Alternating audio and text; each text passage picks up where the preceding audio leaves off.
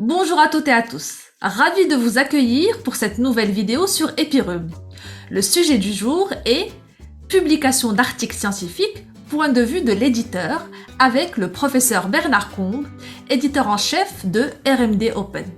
Je m'appelle Ihsan Hmamouchi, je suis rhumatologue et épidémiologiste et j'ai fondé la plateforme epirum.com pour vous aider dans le processus de publication de vos articles, de la question de recherche à la publication de vos résultats en passant par la rédaction médicale. Sans plus tarder, laissons place à l'avis de l'éditeur dans le processus de publication scientifique. Avec nous, pour en parler, professeur Bernard Combe. La première chose vraiment très importante, c'est de convaincre l'éditeur que le travail peut être publié dans son journal. Il va se figurer, l'éditeur, sur la rigueur de la méthode, sur la qualité des résultats. Alors, ça peut être des résultats négatifs, c'est pas pour ça que c'est délétère. Hein. Les résultats peuvent être positifs, c'est mieux, mais ils peuvent être négatifs, c'est là-dessus que l'éditeur va prendre sa décision. Il faut qu'il y ait un certain caractère de nouveauté, j'en ai déjà parlé, mais j'y reviens, car très souvent, je vois no novelty dans les commentaires, et donc les reviewers considèrent que ça n'a aucune avancée par rapport à l'existant. Et l'éditeur va se figurer aussi s'il y a une probabilité de citation du travail. Est-ce que le travail qui est fourni est la énième, le même travail dans le même domaine? Est-ce qu'il apporte quelque chose? Est-ce qu'il a une chance d'être cité? C'est très important pour les journaux que les articles soient cités, parce que c'est ça qui déterminera à l'arrivée l'impact facteur. Le deuxième point, c'est bien sûr convaincre les reviewers. Alors les reviewers, ils vont avoir un peu la même tendance que l'éditeur, mais eux, ils seront plus focalisés sur la qualité du travail, un peu sur la nouveauté aussi et sur la qualité de la conclusion. Il faut que la question de recherche, il faut d'abord qu'il y ait une question de recherche, il faut qu'elle soit bien posée et il faut que le travail effectué fasse en sorte de répondre à cette question. Globalement, quand on rédige un manuscrit, et je vais parler d'un point après, il faut penser au reviewer et toujours faciliter le travail du reviewer.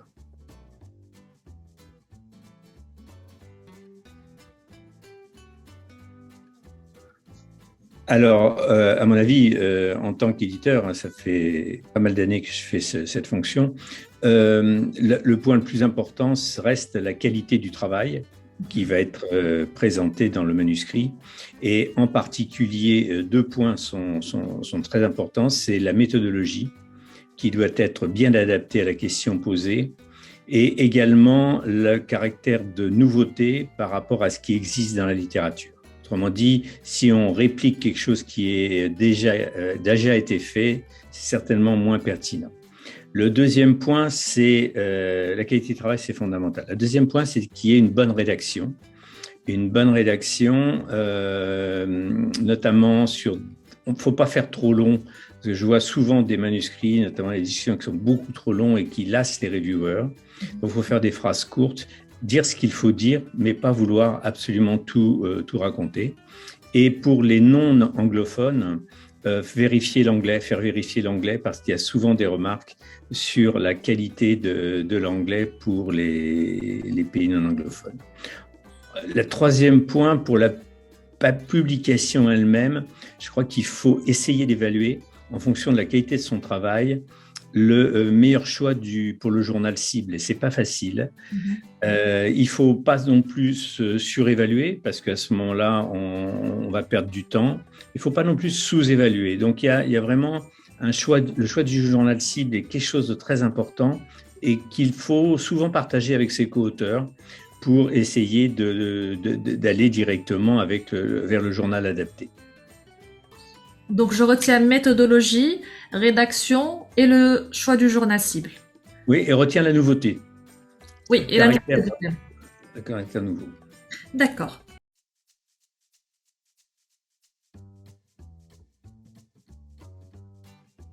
Alors, la cover letter, je pense qu'elle n'est pas très importante, contrairement à ce qu'on pourrait penser, car l'éditeur ne s'arrêtera pas sur la cover letter. S'il la lit, parce que certains éditeurs ne lisent même pas la cover letter. On en reparlera, il y a d'autres points beaucoup plus importants. Néanmoins, je pense que la cover letter, il faut la faire le mieux possible, c'est-à-dire qu'elle doit être courte, factuelle, sobre, c'est-à-dire qu'on doit présenter les points forts de son travail, méthode, nouveauté, attractivité, mais en quelques lignes, en 3 lignes, 4 lignes maximum. Il ne faut pas faire quelque chose de long. Et il faut absolument éviter les surpromesses. Il ne faut pas laisser croire que l'on va avoir le prix Nobel avec le travail qui a été effectué. Donc vraiment la sobriété et le caractère factuel dans la cover letter sont à mon avis des points très importants. Bien sûr, il faut essayer de mettre en évidence les points forts, mais pas vouloir en dire trop. Enfin, il faut se méfier aussi d'un point qui va paraître anecdotique, mais qui peut agacer l'éditeur, c'est quand on se trompe d'éditeur. Et ça arrive souvent, notamment quand on change de journal, eh bien on envoie à quelqu'un d'autre et l'éditeur, ça l'agace. Donc bien vérifier tout ça avant de rédiger la cover letter.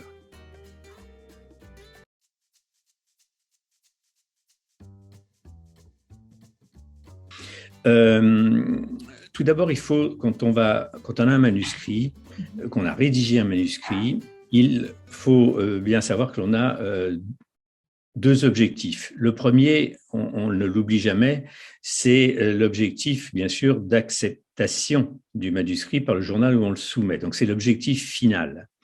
Mais avant d'être accepté, il y a une première étape qui est cruciale, c'est que l'éditeur qui va recevoir le manuscrit considère que ce manuscrit est peut-être adapté et intéressant pour son journal et accepte de le faire reviewer. Il faut bien comprendre qu'il y a, par exemple, si on prend Annals of the Rheumatic Disease, le journal principal de l'EULAR, il y a près de 90% des manuscrits soumis qui ne seront pas reviewés, donc qui seront rejetés d'emblée. Pour RMD Open, dont je m'occupe, c'est 75% des manuscrits qui ne seront pas reviewés. Donc, la première étape qu'il faut vraiment avoir en tête à franchir, même si elle ne sera pas suffisante, c'est que l'éditeur ait envie de faire reviewer le manuscrit et donc qu'il pense, s'il fait reviewer, c'est qu'il pense que peut-être ce manuscrit sera publié dans son journal et peut être intéressant pour son journal. Donc, il faut lui apporter les éléments, et on va voir comment, pour être séduit sur le manuscrit que l'on présente. Alors, tout d'abord, je dirais qu'une erreur à éviter, c'est de ne pas lire les recommandations aux auteurs pour le journal auquel on va soumettre. Malheureusement, ça arrive souvent et rien que la forme n'est pas adaptée au journal. Donc, c'est indispensable, même si on a un manuscrit qui a été rejeté par un journal qu'on soumet à un autre, il faut relire les recommandations du nouveau journal, car elles sont toutes un petit peu différentes avec des points clés. Ensuite, il faut faire attention au titre. Ça peut paraître idiot, mais le titre est très important. Parce qu'il y a 2 choses qui sont très importantes. On a parlé de la cover letter, mais il y a 2 choses qui sont encore plus importantes. C'est le titre du manuscrit et encore plus l'abstract. Souvent, l'éditeur, pour prendre sa décision d'envoyer pour reviewing ou pour rejeter d'emblée le manuscrit, va essentiellement regarder le titre et l'abstract. Dans 80% des cas, il se fera une idée, prendra sa décision. S'il a un doute, il va regarder un peu plus avant le manuscrit et notamment la méthodologie. C'est pour ça que j'ai insisté sur la méthodologie, mais c'est souvent ce point. Il ne va pas lire tout le manuscrit, l'éditeur. Donc, il va regarder les points clés et notamment la méthodologie.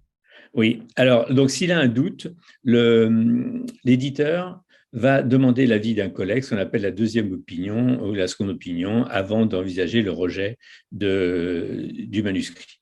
Donc, je disais, titre abstract, c'est fondamental.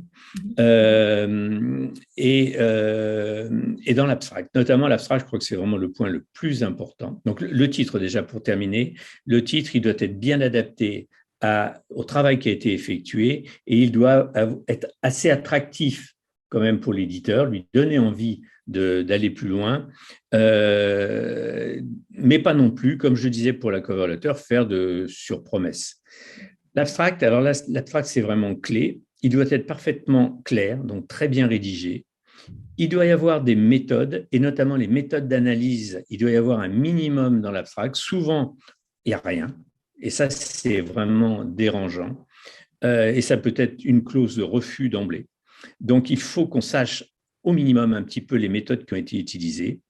Et il faut, dans l'abstract, que la conclusion soit adaptée aux résultats et aux méthodes. Il faut bien faire attention qu'en fonction des résultats qui vont être présentés, des méthodes qui seront signalées, que la conclusion soit en adéquation.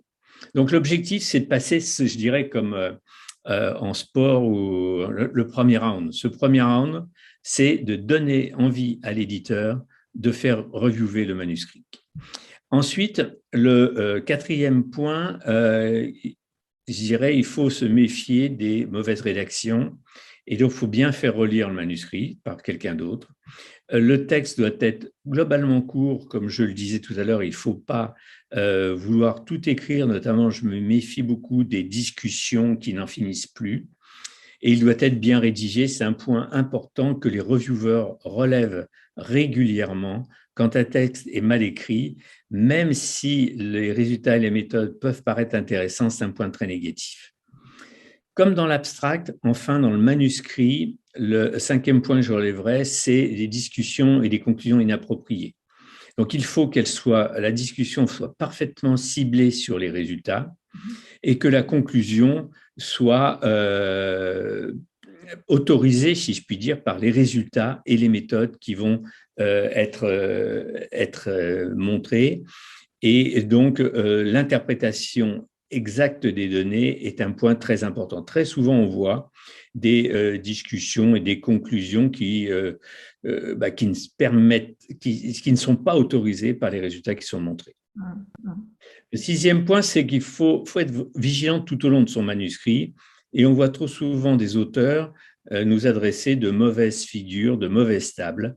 Donc, c'est encore un point négatif. Alors, vous savez, chaque point négatif, il y en a qui sont rédhibitoires, comme la méthodologie, mais la qualité des tables et des figures peut l'être s'il y a déjà eu d'autres points négatifs. Donc, il faut soigner ces tables, soigner ces figures. Il y a des recommandations pour tous les journaux. Il faut bien les suivre et faire des tables et des figures qui sont adaptées. Enfin, le dernier point que je soulignerai, c'est se méfier de l'analyse de la littérature. Il faut que cette analyse soit vraiment pertinente et adaptée et récente. Là aussi, les reviewers vont être des experts dans le domaine, vont être très vigilants dans la discussion que les données récentes sur le sujet traité aient vraiment été citées.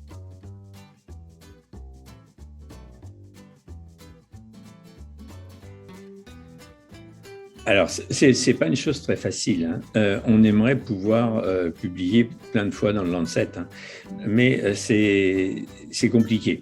Donc, il faut, premièrement, il y a de plus en plus de journaux qui sont effectivement payants, puisque de plus en plus de journaux, et ça doit devenir presque une obligation, en tout cas les universités européennes le réclament, que les journaux soient en ligne et que les articles soient en ligne gratuitement pour les lecteurs. Donc, il faut toujours qu'il y ait quelqu'un qui paye. C'est soit le lecteur qui paye, soit l'auteur. Donc, il y a les journaux qui sont en ligne, comme RMD Open, mais il y en a maintenant beaucoup. En gros, c'est 2000 euros la publication. Et autrement, c'est des abonnements pour certains journaux papier, mais la tendance va pas aller dans ce sens-là. Donc, il y a beaucoup d'universités quand même qui actuellement prennent en charge ces frais de publication. Je ne sais pas, dans tous les pays, c'est pas le cas, mais il y a pas mal d'universités ou d'établissements hospitaliers même qui prennent en charge les publications. Donc, c'est sûr que c'est un problème, mais ça ne va pas aller dans le sens. Ça va certainement être plafonné parce qu'il y en a beaucoup qui demandent à ce que ça le soit, mais il y a des frais de publication dans beaucoup de journaux maintenant. Ensuite, en dehors des frais de publication, il va falloir bien évaluer le travail que l'on a fourni et voir quel est le niveau, parce que souvent, c'est son travail, c'est son bébé, on a un peu tendance à le surévaluer. Alors, c'est pas très grave de taper trop haut, mais on va être déçu si on n'est pas reviewé, notamment si on est rejeté d'emblée. Ça va vite, hein. Néanmoins, c'est un avantage. C'est-à-dire, au bout de quelques jours, vous êtes rejeté. Bon, c'est un petit peu, c'est pas gratifiant. Donc, il faut essayer, en fonction de ce qui existe dans la littérature, voir si le travail réalisé apporte vraiment quelque chose d'important, de très important, et c'est là où on va pouvoir dire, voilà, c'est une vraie nouveauté, premièrement. Deuxièmement, le travail que j'ai fait est de qualité méthodologique irréprochable. Alors, il faut se méfier parce que beaucoup d'études observationnelles, c'est sur celle-ci où il y a beaucoup de biais de présentation, beaucoup de biais d'analyse. Donc, sur les études observationnelles, il faut avoir une méthodologie extrêmement stricte. Sinon, on ne pourra pas viser un travail un journal de haut niveau. Alors, le haut niveau, je ne sais pas où on va le situer, mais pour aller, par exemple, sur Annals, c'est vraiment les deux points très importants, la méthodologie et la nouveauté. Mais même dans un journal qui est comme le nôtre, le deuxième journal de l'ARM d'Open, avec un impact factor supérieur à 5, on est assez exigeant sur ces points-là. Et donc, après, il faut regarder ce qui est publié dans ces journaux, sur la qualité de ce qui est publié, de voir si on considère que notre travail est du niveau de ce qui est publié dans les journaux cibles. Mais il n'y a pas de recette miracle, hein. Il n'y a pas de recette miracle. Par contre, une fois qu'on est refusé dans un journal avec un certain niveau, moi, je conseille quand même de diminuer le niveau, mais sans non plus se brader. Il ne faut pas aller non plus trop bas, Alors, avec un peu d'expérience, on arrive un peu à juger où est-ce que l'on peut soumettre. Il vaut mieux une fois soumettre un peu trop élevé, puis après ajuster, que de taper trop bas d'emblée.